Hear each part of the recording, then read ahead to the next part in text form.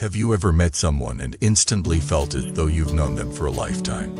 Have you ever experienced that sudden inner voice whispering, "That's the one"? Could it be that the universe plants the seeds of your soulmate long before your paths ever cross? Welcome back to the channel. Today, I'm taking you on an unforgettable journey through stories of love, fate, and the mysterious signals that accompany a destined encounter. So, do soulmates truly exist? Is there such a thing as meant to be? Some say it's fantasy, others believe it's the most real thing they've ever felt. In today's episode, we won't just ask these questions, and we'll explore real-life stories that might just convince you that the signs of fate are written all around us. Let's begin with a story that blends everyday life with spiritual awakening. Our first tale revolves around a man devoted to spiritual practice. He wasn't looking for life. In fact, he had trained his mind away from worldly attachments. One day, he agreed to meet a woman at Beehive Park through a friend's introduction. He didn't dress up. He didn't rehearse charming lines. He just showed up authentic and raw. What he didn't know was that the woman who would meet him that day wasn't looking for wealth or status either. She was seeking something deeper, and when she laid eyes on him, something stirred within her. Voice in your heart said, "That's my husband." It wasn't rational, it wasn't planned, it was a soul-deep recognition that bypassed logic and tapped into something eternal. What's more intriguing is what happened next. As they walked by the lake, they both spotted something impossible: two white jellyfish gently floating in the water. If you've ever been to Beehive Park, you know this is unheard of. Jellyfish don't live in freshwater lakes, but there they were, silently drifting like celestial symbols.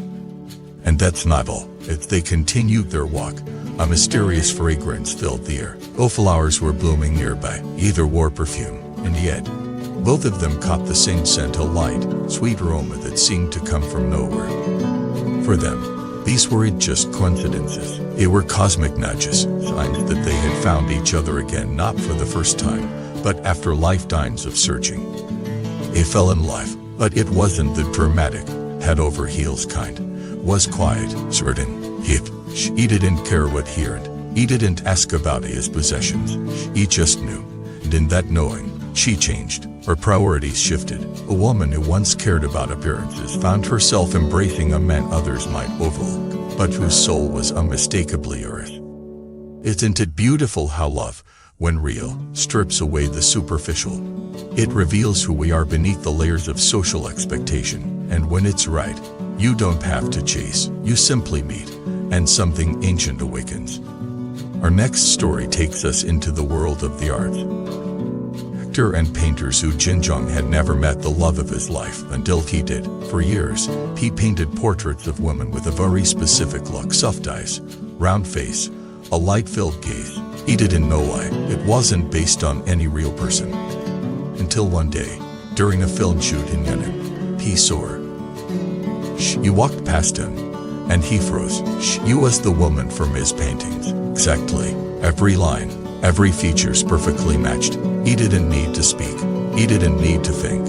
His soul had already recognized her as. It talked, it connected, and eventually, they married. What's fascinating is that when he showed her the drawings he had made long before they met, she was stunned. It wasn't a resemblance, it was a mirror image. Was he painting her all along? Or was his soul remembering a promise they had made in a life before? This is what makes destiny so powerful. It doesn't announce itself with fanfare. It whispers in the stillness. It waits for your intuition to tune in. But what are the signs? How can you tell if someone you've just met is part of your karmic story? The first sign is an uncanny familiarity. It's not just that you click. It's that being around them feels like returning home. Conversations flow effortlessly. Silences aren't awkward. Their pain feels personal to you. Their joy lights you up. You speak a common language without words.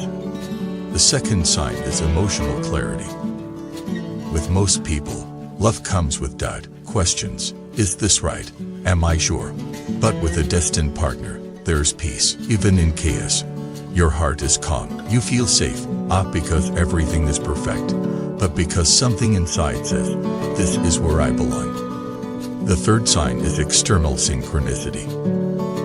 Could be shared dreams, strange symbols, coincidences too specific to ignore. Maybe you both see repeating numbers. Maybe a someplace when you meet. Maybe you find you've both been to the same place on the same day without knowing. Fate has a language, and it speaks when two souls are ready to hear. Of course, fate isn't always easy. You may still face challenges. You may break apart and come back together. But there's a gravity that always pulls you back. The universe itself is rooting for your reunion. Some people believe love is purely a choice. And yes, choices matter. But till we meet, till we're drawn to, that's often beyond our control. It's as if we've agreed, long before birth, to find each other in this life. You see, distant love doesn't mean effortless life. Means purposeful life, a love that grows you. It mirrors your deepest wounds so you can heal. It pushes you toward your highest self. Have you ever experienced this kind of life? Have you ever met someone who felt like more than a person, but like a piece of your soul? Leave your stories in the comments. We'd love to hear them. Don't forget to like, subscribe, and stay tuned for more deep dives into the spiritual, the mysterious, and the uninspiring.